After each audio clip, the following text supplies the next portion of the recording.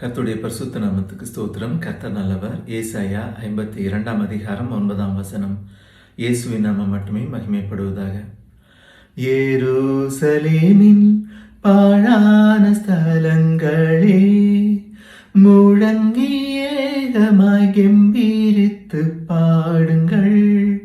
கர்த்தர் தம்முடைய ஜனங்களுக்கு ஆறுதல் செய்து எருசலேமை மீட்டுக் கொண்டார்.